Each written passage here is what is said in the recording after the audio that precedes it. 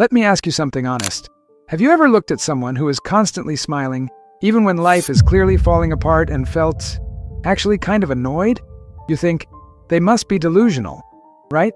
How can anyone be that happy when the world is this messy? That is exactly how Lucas felt every single day. Lucas lived in a small gray village where the roofs leaked, money was tight, and the winters were brutal. Everyone had a valid reason to complain.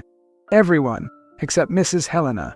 She was this elderly woman who seemed to float above the misery. If it rained, she admired the sound. If the food was scarce, she praised the flavor.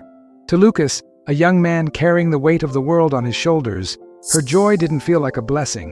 It felt like an insult. He thought she was just naive, or worse, completely ignoring reality. He watched her laughing while fixing a broken fence and thought, she has no idea how hard life really is.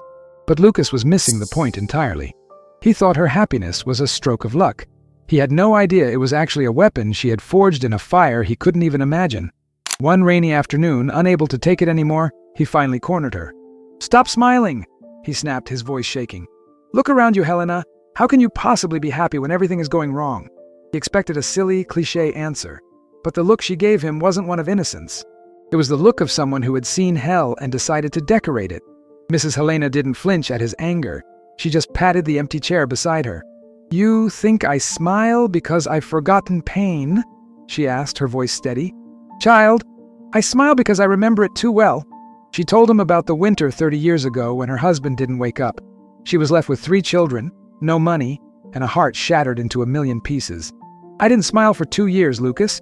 I woke up every day begging for the night to come back." Lucas froze.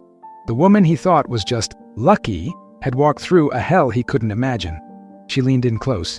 "I hit rock bottom when I realized my tears weren't bringing him back. They were just drowning the children I still had." That was her shift. She realized she had been waiting for the world to fix her, but the world doesn't do that. She looked at Lucas with eyes that suddenly looked very sharp. "Happiness isn't a reaction to good things, Lucas. It's a rebellion against the bad ones, and I decided to rebel." "Teach me," Lucas whispered. Helena revealed her system. "First," she said, "your mind is a flashlight. If you aim it at the dirt in the corner, that is your whole world. I force my light onto the one flower in the room." She challenged him to find one tiny good thing immediately upon waking. "Second," she continued, "the Law of Impermanence." She taught him a mantra for the worst moments. "This too shall pass. Nothing, pain, rain, or poverty is permanent. It's a cycle. And while we are talking about good cycles, take a split second to hit like and subscribe so we can keep this flow of wisdom going for you. Finally," she grabbed his hand, "the inventory of what remains." She explained that most people mourn the spilled milk while ignoring the cake still on the table. "I have my health, my memories, and this sunset," she smiled. "That is enough to build a kingdom on." Lucas realized he had been so busy counting his problems, he completely forgot to count his assets. Lucas didn't wake up the next day with a perfect life. The roof still leaked. But instead of cursing the water, he started catching it to water the plants. The village noticed. The heaviness lifted, not because the burdens got lighter, but because their backs got stronger. And here's the crazy part. Helena wasn't just a wise old lady. She was a neuroscientist without a degree.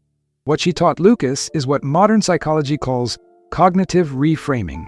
Science confirms that our brains have neuroplasticity. They are pliable.